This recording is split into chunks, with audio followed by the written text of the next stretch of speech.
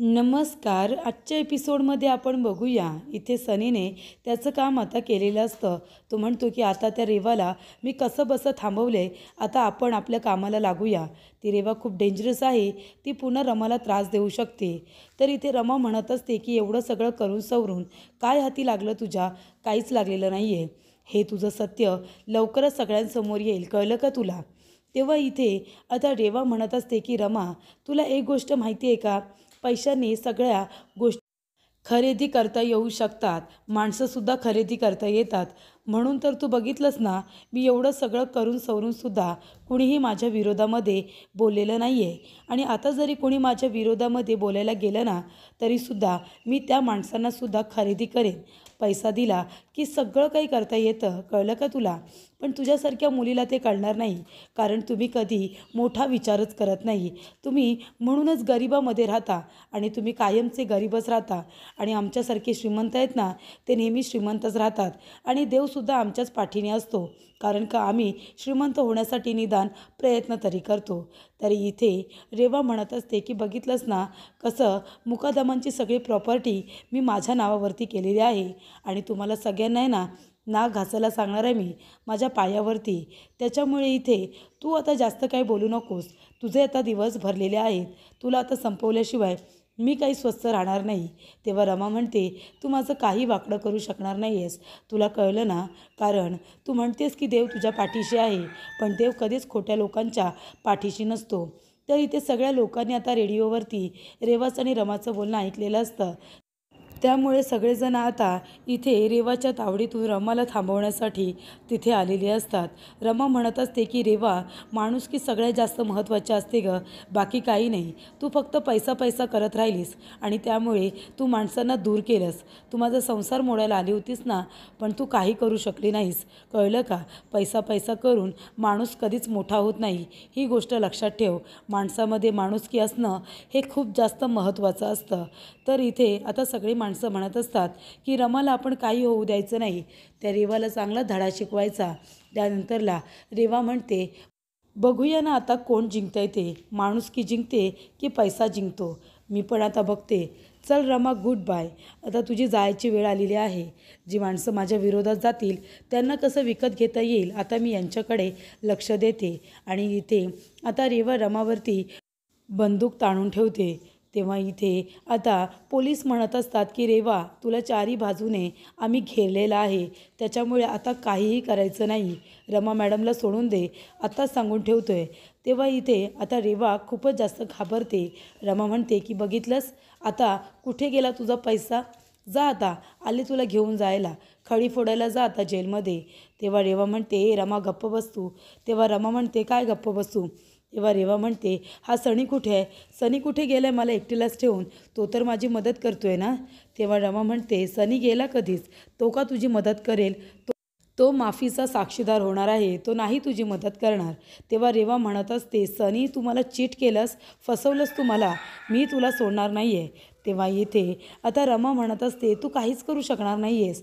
सनीला जे करायचं होतं ते काम त्याने केलेलं आहे. तेव्हा रेवा म्हणते, म्हणजे? तेव्हा रमा म्हणते, कळेलच ते तुला. तर इथे रमाचे हातसुद्धा त्याने आता सोडवून ठेवलेले असतात. रमा हळूच आपले हात दोन्ही बाहेर काढते आणि तिच्या मानेजवळ जो चाकू ठेवलेला असतो तो बाजूला करते. आणि रेवाच्या हातामध्ये जी बंदूक असते तिला लाथ मारून ती बंदूक आता स्वतःच्या हातामध्ये घेते. आणि रमा रेवाला पकडून आता बाहेर घेऊन येते आणि म्हणते, आता जरासुद्धा चलाकी करायची नाही, काही कामाची येणार नाही आहे, कळलं ना? इथे पोलीससुद्धा तुला घ्यायला आलेत आणि सगळी माणसंसुद्धा. तेव्हा इथे आता रमाची माणुसकी जिंकलेली असते, त्यामुळे तिला सपोर्ट करण्यासाठी तिथे खूपच जास्त लोक आलेले असतात. तेव्हा इथे पोलीस आता रेवावरती बंदूक ताणून उभे असतात. तेव्हा इथे आता अक्षयचा मित्र म्हणत असतो की हे रेवा, तुझी एवढी हिंमत झाली का? रमाताईला तू पकडून ठेवलं होतंस. अगं, माणुसकी कशाबरोबर खातात ते तरी तुला माहिती आहे का? पैसा पैसा करत राहिलीस आणि सगळ्यांना त्रास देत राहिलीस. अगं, पैसा महत्त्वाचा नसतो, माणुसकी महत्त्वाची असते. तेव्हा रमा म्हणत असते की रेवा, ज्या लोकांकडे खूप पैसा आहे ना, पण ते निवांत नाही आहेत गं, कारण त्यांच्याकडे माणसं नाही आहेत, प्रेमळपणा नाही आहे, जिव्हाळा नाही आहे, म्हणून ते अजूनही एकटे आहेत. तेव्हा त्यांना पैसा नकोसा वाटतो, पण त्यांना जवळची माणसं, माणुसकी, प्रेमळपणा हवा असा वाटत असतो. तेव्हा पंकज काका म्हणतात, "हे रेवा, तू आमच्या रमाचं काही वाकडं करू शकणार नाहीस, कळलं का?" तेव्हा इथे मावशी म्हणत असते, "आणि रेवा, आता जर तू माझ्या रमाला त्रास देण्याचा प्रयत्न केलास ना, तुझ्या तर." आणि आता ती रेवाच्या अंगावरती सुद्धा धावून जात असते. तेव्हा रमा इथे खूपच जास्त आता शांत झालेली असते, कारण सगळे लोक तिच्या सपोर्टमध्ये असतात. तेव्हा इथे रेवा म्हणत असते, "ए गप्प बसा तू, मी काही केलेलं नाही आहे, तुला कळलं ना?" तेव्हा इन्स्पेक्टर साहेब म्हणत असतात की रेवा, तू जे काही गुन्हे केलेले आहेस ना, ते सगळे आम्हाला कळलेले आहेत आणि तू स्वतःच्या तोंडाने कबूल केलेस तू जे काही गुन्हे केलेस ते. तेव्हा रेवा म्हणते, "मी काय गुन्हे कबूल केलेत? मी काय सांगितले तुम्हाला? मी उलट काहीच केलेलं नाही आहे." तेव्हा इथे इन्स्पेक्टर साहेब म्हणतात, "हे बघ, तुझ्या तोंडाने तू जे काही बोललेस ना, ते आम्ही सगळ्यांनी रेडिओवरती, मोबाईलवरती सगळे व्हिडिओ आणि ऑडिओ दोन्ही ऐकलेले आहेत, कळलं तुला?" तेव्हा रमा म्हणते, "मला या सगळ्याबद्दल माहिती होतं. हे सगळं सनीने केलं. सनीने ही सगळी मदत केली आणि नंतर तो माफीचा साक्षीदार झाला. त्यानेच पोलिसांना जाऊन ही सगळी गोष्ट हकीकत सांगितलेली आहे आणि त्याने सरेंडर व्हायचं ठरवलं आहे आणि आता तो माफीचा साक्षीदारसुद्धा होणार आहे." तेव्हा इथे रेवा म्हणत असते, "ह्या सनीला तर मी अजिबात सोडणार नाही आहे." तेव्हा इथे हे सगळं मी केलं, कुणीही माझं वाकडं करू शकणार नाही आहे, असं आता रेवा म्हणत असते. तेव्हा इथे शशिकांत मुकादम सगळं ऐकतो. त्याला खूप पश्चाताप होत असतो. तो आता इथे चाकू काढतो आणि तो चाकूने आपला हात कापण्याचा प्रयत्न करत असतो. तेव्हा सीमा तिथे येते आणि म्हणते, "हे काय करताय तुम्ही?" आणि त्याच्या हातातून आता चाकू खेचून घेते आणि म्हणते, "सोडा, सोडा बरं चाकू." तेव्हा शशिकांत मग म्हणत असतो की सीमा, तू कशाला मला वाचवायला आलीस? अगं तू बघितलंस ना माझ्या हातून किती मोठी चूक घडली आहे ते. अगं ती रेवा, त्या रेवासारख्या मुलीच्या नादाला लागलो, तिच्या आईच्या नादाला लागलो. अगं त्या फसव्या बायका आहेत. माझं घर उद्ध्वस्त झालं त्या दोघींमुळे. माझं खरंच खूप चुकलं." तेव्हा सीमा म्हणते, "तुम्हाला पश्चाताप होतो ना तुमच्या वागण्याचा? तुमचं काय चुकलं माहिती आहे? तुम्ही कुटुंबाच्या विरोधात गेलात आणि बाकीच्या लोकांना तुम्ही आपलं मानलं. तिथे चुकलात तुम्ही. अहो, आपण जर सगळेजण एकत्र असू ना, तर ह्या रेवासारख्या मुली, तिच्या आईसारख्या बायका आपलं काही वाकडं करू शकणार नाही आहे. तुम्हाला कळतंय का? आपण एक ताकद म्हणून राहिलं पाहिजे." तेव्हा इथे सीमा शशिकांतला आता समजावत असते. तर इथे इन्स्पेक्टर साहेब म्हणत असतात की रेवा, तुला तुझ्या गुन्ह्याची शिक्षा आता मिळणारच, कारण तू स्वतः तुझ्या तोंडाने तुझा गुन्हा कबूल केलेला आहेस. तर इथे अक्षय येतो आणि रेवाकडे रागाने बघत असतो. त्यानंतरला रमाजवळ जातो. रमावरून आता तो जीव ओवाळून टाकत असतो. तिच्या डोक्यावरून प्रेमाने हात फिरवतो. तिचा हात पकडून आता तो इथे रेवाच्या इकडे घेऊन येतो. रेवाकडे बघतो आणि म्हणतो, "बघितलंस, इतके प्रयत्न केलेस तरीसुद्धा आम्हा प्रेम करणाऱ्या लोकांना तू वेगळं करू शकली नाही आहेस. तुला कळतंय का?" तर इथे अक्षय आता रमाच्या हातामध्ये जी बंदूक असते ती पोलिसांना देऊन टाकते. तेव्हा इथे अक्षय आणि रमा दोघेजण एकमेकांचा हात पकडतात आणि रेवाला दाखवतात. तेव्हा रमा म्हणत असते, "रेवा, बघितलंस ना प्रेमाची ताकद? ही रमाक्षयच्या प्रेमाची ताकद आहे. तू आम्हाला दोघांना कधीच वेगळं नाही करू शकणार गं. आमचा संसार मोडण्याचा प्रयत्न केलास, पण बघितलंस ना शेवटीला काय झालं? तूच गोत्यात आलीस. तूच खूप मोठ्या संकटात सापडलीस. ही ही जी तुला आता मिळते ना, ती तुझ्या गुन्ह्याची शिक्षा आहे. कळलं तुला?" तेव्हा रेवा म्हणते, "तुम्ही दोघेजणं जरा जास्तच बोलता, असं नाही वाटत का तुम्हाला? तुम्हाला काय वाटलं तुम्ही जिंकलात, पण एक गोष्ट लक्षात आहे का तुमच्या? तुमची सगळी प्रॉपर्टी मुकादमांची अजूनही माझ्या नावावरती आहे आणि अजून मी ती तुमच्या नावावरती केलेली नाही आहे. त्याच्यामुळे अजूनही तुम्हाला माझ्या पायावरती नाक घासायला लागू शकतं, कळतं काही तुला?" तेव्हा इथे अक्षय म्हणत असतो की रेवा, अगे काय बोलतेस तू? तुला अजूनही असं वाटतं का की आम्ही तुझ्या पायावरती नाक घासू आमच्या प्रॉपर्टीसाठी? अजूनही आमची प्रॉपर्टी तुझी आहे असं वाटतं का तुला? तेव्हा इथे आता रेवाची आई तिथे येते. तेव्हा इथे शर्मिला म्हणत असते, "अगं हे काय केलंस तू रेवा? किती मोठी चुकी केलीस, किती तो अहंकार, किती तो माज. बघितलंस त्या अहंकारामध्ये जळून खाक झालीस गं तू. एवढं सगळं होऊनसुद्धा तू शांत नाही आहेस. तुला एवढा गर्व कसला, एवढा माज कसला आला आहे तुला?" तेव्हा इथे रेवा म्हणत असते, "मामा, तू कशाला घाबरतेस गं? आपण दोघीजणी मिळून या मुकादमांना त्रास देऊ, यांचा माज उतरवू आपण." तेव्हा इथे तिची आई म्हणते, "रेवा गप्प बस तू, जास्त काय बोलू नकोस." तेव्हा इथे आता रेवाची आई म्हणत असते की "अक्षय, रमा, माझ्या रेवामुळे तुम्हाला दोघांना जो काही त्रास सहन करावा लागला, तुमच्या कुटुंबाला जो काही त्रास सहन करावा लागला त्यासाठी मी तुमच्या दोघांची माफी मागते. तेव्हा इथे रेवा म्हणते, मामा अगं कशाला माफी मागतेस तू, आपल्याकडे यांची संपत्ती आहे ना. तेव्हा इथे रेवाची आई तिच्या जोरदार कानाखाली देते आणि म्हणते, ही कानाखाली मी तुझ्या आधी द्यायला हवी होती. आई म्हणून माझंच चुकलं, तुझ्या सगळ्या चुकांवरती पांघरून टाकत राहिले. तू जे काही करतेस त्यासाठी तुला थांबवलं नाही, पण आता मी थांबणार नाही आहे. इन्स्पेक्टर आताच्या आता हिला हिच्या गुन्ह्याची शिक्षा द्या, हिला अरेस्ट करा, माझी काहीच हरकत नाही आहे असं आता रेवाची आई म्हणते. आणि स्वतः रेवाच्या आईनेच आता तिला अरेस्ट करायला सांगितलेले असते. त्यामुळे इथे रेवाला आता पोलीस घेऊन जात असतात.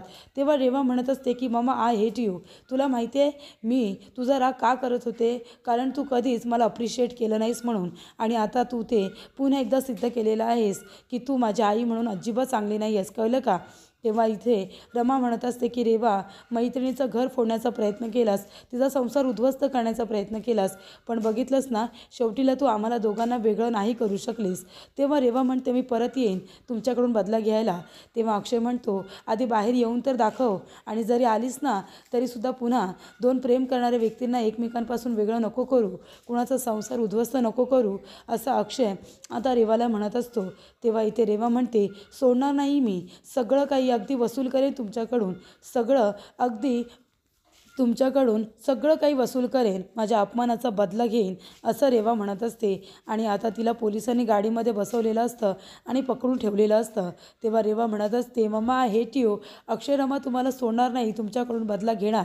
तेवढ्यातच इथे पोलिसांची गाडी गेल्यानंतर आता रमाला चक्कर येते. रमा आता धाडकन खाली पडणार. तेवढ्यातच अक्षय तिला पकडतो आणि म्हणतो ए रमा काय झालं तुला, आणि तिला आता उचलून घेतो.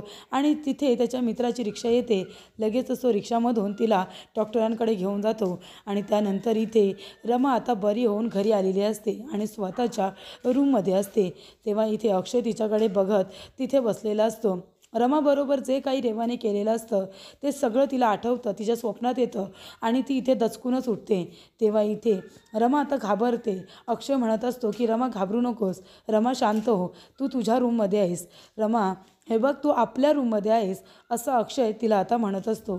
तेव्हा इथे अक्षय म्हणतो रमा तू घरी आहेस, आपल्या घरी आपल्या रूममध्ये, नको घाबरूस, मी आहे ना तुझ्याबरोबर इथे, आता घाबरण्यासारखं काही नाही आहे, आता फक्त आणि फक्त सगळं चांगलंच घडणार आहे. तेव्हा इथे रमा आता उठून बसते. अक्षय म्हणतो रमा तुला बरं वाटतंय ना. तेव्हा रमा म्हणते हो मी बरी आहे. तेव्हा अक्षय म्हणतो आता सगळं काही चांगलं होणार आहे, आपल्या संसारामध्ये जो काही हा मळकटपणा आला होता ना तो आता निघून गेलेला आहे, त्याच्यामुळे आता जे काही होईल फक्त आणि फक्त चांगलंच होईल असं आता अक्षय रमाला समजावून सांगत असतो. ती आता रेवा आपल्या आयुष्यातून गेलेली आहे. तेव्हा इथे आता अक्षय म्हणत असतो की रेवा आयुष्यातून गेली आहे, पण रमा म्हणते की नाही, ती अजूनही आपल्या आयुष्यातून गेलेली नाही आहे. तुम्ही बघितलं का आपल्या रूममध्ये तिने सगळं तिच्या आवडीचं लावलं आहे, पडदे बेडशीट ह्या बघा ना उषा, सगळं काही इथे गुलाबी गुलाबी तिने करून ठेवले तिच्या आवडीचं, आणि मला हे तिचं काही नको आहे, तुम्ही आताच्या आता हे सगळं काढून टाका. तेव्हा अक्षय म्हणतो हां लगेच काढून टाकतो, माझ्या बायकोला जे नको आहे ते मी इथे कशाला ठेवू, मी काहीच ठेवणार नाही आहे, हे पडदे बेडशीट सगळं आपण बदलूया, तुझ्या आवडीचं सगळं असणार आहे. त्या रेवाला जे आवडतं ते काहीच आपण आपल्या रूममध्ये ठेवायचं नाही, तिच्या आठवणीसुद्धा नको आहेत आणि तिचं नावसुद्धा आता आपल्यामध्ये नको आहे. तेव्हा इथे अक्षय आता पडदे वगैरे काढायला जातो. तेव्हा रमा म्हणते अहो काय करताय तुम्ही. तेव्हा अक्षय म्हणतो काय करतोय म्हणजे, ज्या सगळ्यामुळे माझ्या बायकोला त्रास होतो आहे ते सगळं मी काढून टाकणार आहे. तेव्हा रमा म्हणते हो ठीक आहे तुम्ही ते नंतर करा, मी म्हणाले नाही आवडले म्हणून लगेच जाऊन काढाल का, काढा ते नंतर, आधी इकडे या बरं. तेव्हा इथे अक्षय येतो आणि रमाच्या शेजारी बसतो. तेव्हा इथे अक्षय म्हणत असतो की हे बघ रमा तू अजिबात त्रास करून घेऊ नकोस, आपण हे सगळं बदलूया. तेव्हा रमा म्हणते काय हो मी तुम्हाला खूप त्रास देते का. तेव्हा इथे अक्षय म्हणतो अजिबात नाही, उलट मला हेच तर हवं आहे ना, तू माझ्यावरती हक्क गाजव, तू हक्काने सांग मला हे नको, मला ते नको, मला हे आवडत नाही, तुम्ही असे का वागलात, असं हक्क गाजव ना, तू हक्काने भांड माझ्याशी, मला तेच तर हवं आहे ना. तेव्हा अक्षय म्हणतो रमा तुझ्यापेक्षा जास्त महत्त्वाचं माझ्यासाठी आता काही नाही आहे, तुझा आनंद माझ्यासाठी सगळ्यात जास्त महत्त्वाचा आहे. आपण नवरा बायको आहोत, त्याच्यामुळे बायकोने नवऱ्यावरती हक्क हा गाजवलाच पाहिजे आणि मला तेच हवं आहे. मला तुझ्या चेहऱ्यावरती फक्त आणि फक्त आता स्माईल आणि आनंद हवा आहे, बाकी काही नको, आपण आपल्या आयुष्याची संसाराची नव्याने सुरुवात करूया असं अक्षय म्हणतो. आणि तो आता रमाला खूपच जास्त प्रेम करत असतो, तिचे लाड करत असतो. तर पुढील भागामध्ये आपण बघूया, इथे रमा अक्षयला म्हणत असते की मी आई आजींना नाही आवडत, मी शशिकांत मुकादम यांना नाही आवडत आणि मी त्यांना कधीच आवडणारसुद्धा नाही. तेव्हा मी हा निर्णय घेतला आहे, मी इथे नाही राहणार, मी एकटी वेगळी राहिलेलीच बरी, असं आता रमा म्हणते. तिने हा निर्णय घेतलेला असतो आणि ती आपली बॅग वगैरे घेऊन आता तिथून जायला निघालेली असते. तेवढ्यातच ते शशिकांत मुकादम आई आजी रमाची माफी मागत असतात, तिला थांबवत असतात. तेवढ्यातच तिथे आता पोलीस आलेले असतात आणि ते म्हणतात, शशिकांत मुकादम यू आर अंडर अरेस्ट. तेव्हा इथे रमा म्हणते की नाही. तेव्हा शशिकांत मुकादम तिच्याकडे बघतच बसतो.